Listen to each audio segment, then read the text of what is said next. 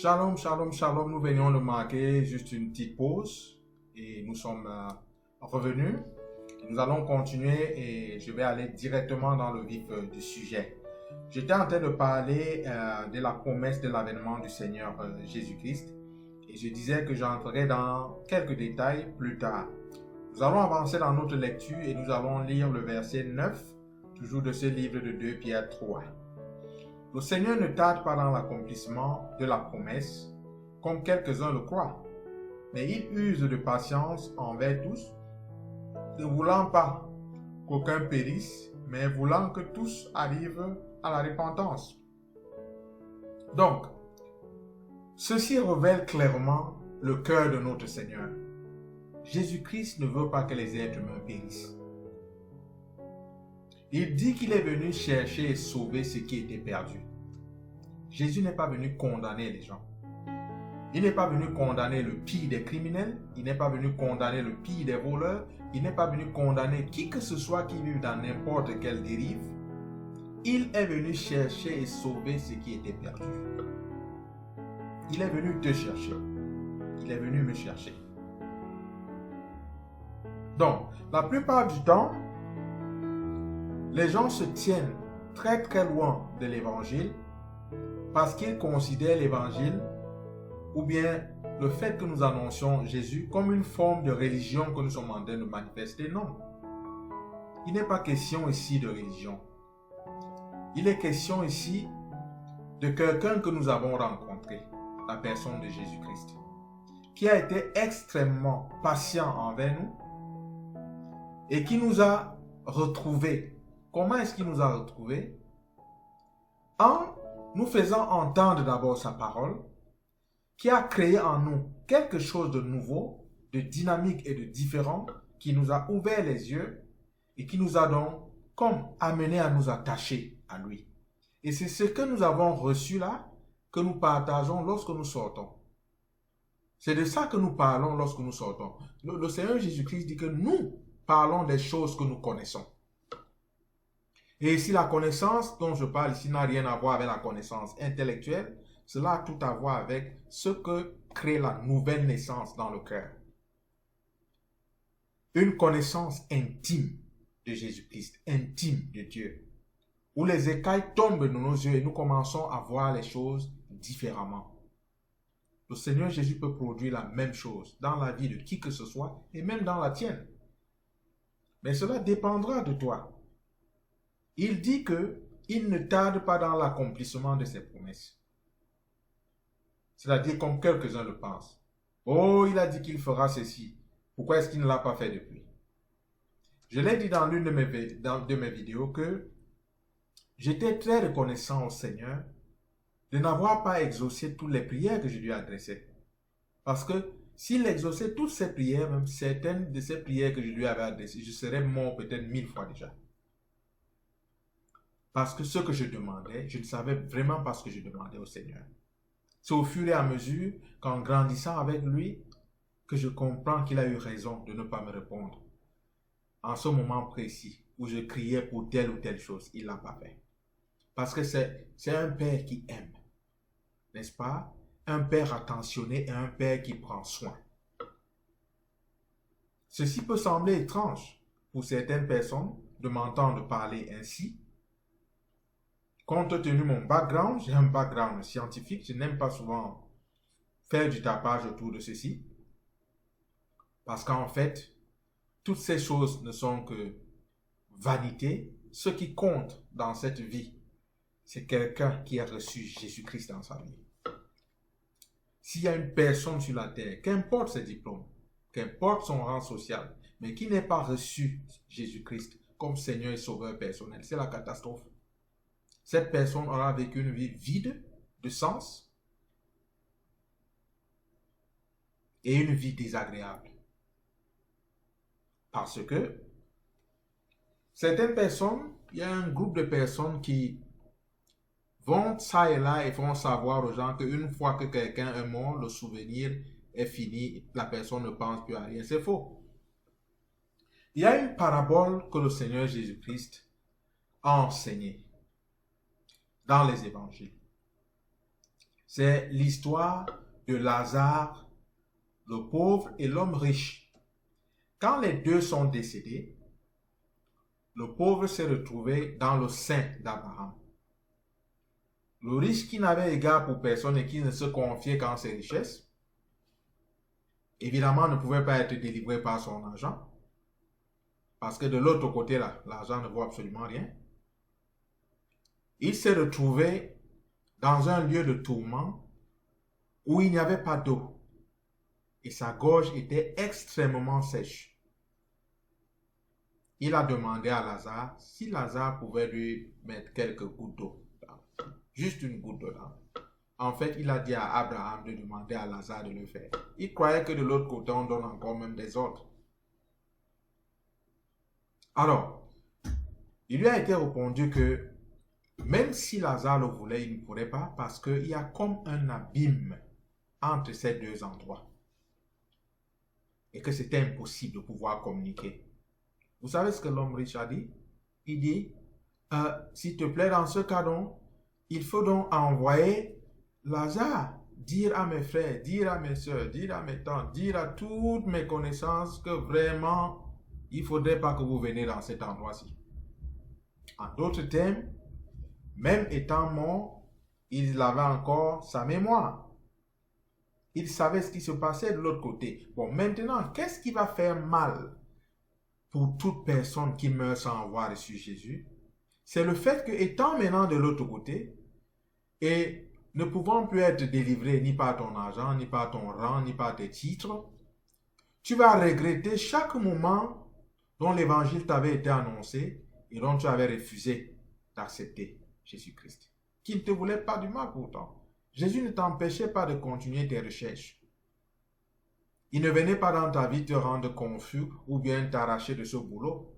Il a simplement dit que il voudrait que tu le reçoives, qu'il puisse guider ta vie et qu'il puisse te donner une vie meilleure. N'est-ce pas? Pas seulement une vie sur cette terre, parce que même les animaux y vivent. C'est comme un gigantesque zoo. Mais une vie, non seulement ici, mais une vie après la mort. Mais tu l'as refusé. Et c'est ce regret-là qui va te ronger. Ce sera pire que le tourment que tu seras en train de vivre. Parce que tu verras les milliers d'occasions dont tu aurais pu recevoir Jésus défiler encore et redéfiler sans cesse sous tes yeux et ça te fera mal. Extrêmement mal. Donc la Bible nous dit que le Seigneur ne tarde pas dans l'accomplissement de la promesse comme quelques-uns le croient.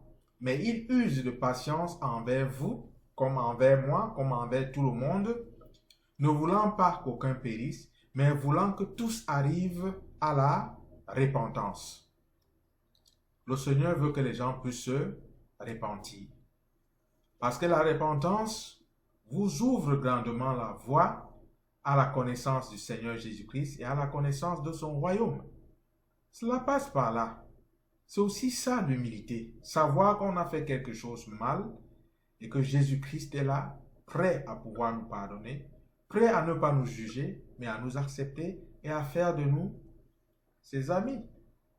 Je vais lire le verset 10 pour qu'on aille rapidement. Le jour du Seigneur viendra comme un voleur. En ce jour, les cieux passeront avec fracas, les éléments embrasés se dissoudront, et la terre, avec les œuvres qu'elle enferme, sera consumée. Ça, c'est le verset 10. J'aimerais insister sur un point. Il est écrit ici que le jour du Seigneur viendra comme un voleur. Cela veut dire par surprise. Bon, je vais donner un détail ici parce que certains de mes amis qui pourraient écouter cette vidéo sont nigérians.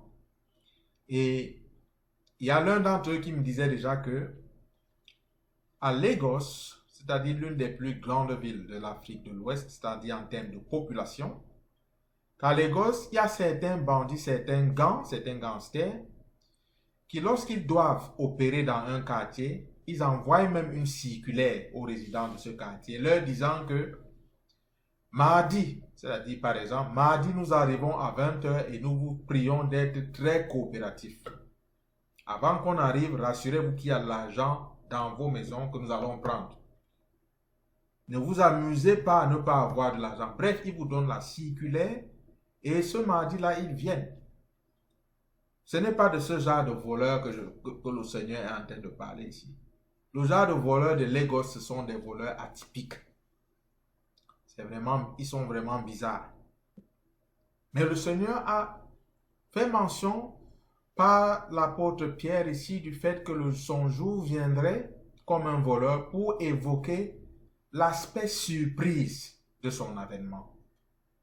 Mais pour des personnes qui attendent l'époux, qui sont en train d'exercer la foi dont j'ai fait mention dans la première vidéo, la foi pour attendre, pour ces personnes-là, ce ne sera jamais une surprise parce que ces personnes ont une foi éveillée, une foi dynamique, une foi pour attendre. N'est-ce pas? Ils sont occupés à l'œuvre du Seigneur, ce qui fait que le Seigneur viendra les prendre au milieu de l'œuvre. Ce ne sera pas un problème pour ces personnes. Mais pour des personnes, et c'est la raison pour laquelle je suis en train de parler aujourd'hui, afin que ceux qui dormaient encore, ceux qui étaient encore dans une forme de léthargie, se réveillent de cette léthargie et puissent remettre, c'est-à-dire, comme on dit en anglais, put on, c'est-à-dire mettre, ou réouvrir cette foi qu'ils avaient éteinte, qu'ils avaient éteinte, et qu'elle puisse maintenant fonctionner, afin que si le Seigneur Jésus arrive, que ces personnes soient prêtes, elles aussi. Donc c'est comme un avertissement, comme l'apôtre Pierre l'a dit. Il dit, verset 11, « Puisque donc toutes ces choses doivent se dissoudre, c'est-à-dire les choses du monde doivent se dissoudre, qu'elles ne doivent pas être la sainteté de votre conduite et votre piété. » Pierre dit que, étant donné que le monde entier fonde son espérance et sa raison de vivre sur le matériel qui est dans le monde, sur l'argent dans le monde, sur tout ce qui est aspect extérieur, tout ce qu'on peut toucher, tout ce qui peut créer, entre guillemets, le bien-être. Le monde fonde sa foi et son espérance sur ces choses. Pierre dit donc que puisque toutes ces choses vont aller en fumée, puisque ces choses seront consumées, combien donc devrait être votre sainteté dans votre conduite et votre piété? Le Seigneur nous appelle à la sainteté et à la piété. Cela veut dire en un terme, en un mot, il nous appelle à nous rapprocher de lui. Venir très très proche de lui. Parce que c'est la lumière qui s'irradie du Seigneur Jésus-Christ qui va davantage nous sanctifier et nous garder dans la piété. N'est-ce pas? Rapprochons-nous du Seigneur Jésus-Christ.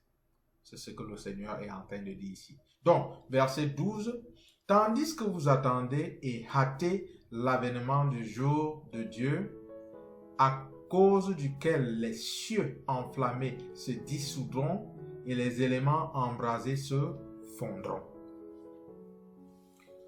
Je vais insister sur cet aspect. Tandis que vous attendez et hâtez l'avènement du jour de Dieu. Vous voyez, dans tout le Nouveau Testament, il y a ce mot-ci qui revient. Prêtez attention. Chaque fois que quelque chose de ce genre se répète dans la Bible et de surcroît dans le Nouveau Testament, il vaut mieux y prêter attention. Il y a ce terme-ci, le jour du Seigneur. Ici, là, on a plutôt dit l'avènement du jour de Dieu. Et c'est justement ce jour du Seigneur. L'apôtre Paul en a parlé, Pierre en a parlé, Jean en a parlé, le Seigneur Jésus-Christ même en a parlé maintes fois. Dans presque tous les épîtres, vous voyez, sous une forme ou sous une autre, si ce n'est pas écrit de manière littérale le jour du Seigneur, mais vous verrez ce jour-là. Ça veut dire que les apôtres à leur époque vivaient comme connectés, avec la pensée comme connectés à ce jour. C'était comme un point culminant. N'est-ce pas? C'était comme une cible à atteindre le jour du Seigneur. Et il est dit ici que, tandis que vous attendez et hâtez. Attendre, c'est avec la foi active dont nous venons de parler, n'est-ce pas? Nous avons fait mention de ça dans la première vidéo. Nous en avons parlé sommairement maintenant. Et maintenant, il y a le terme hâter. Cela veut dire précipiter l'avènement du jour de Dieu. Et c'est sur ce terme-là, de précipiter, de hâter, que je vais concentrer mes efforts avec la sagesse que Dieu me donne dans la prochaine vidéo. Que le Seigneur vous bénisse. Shalom. Restez connectés.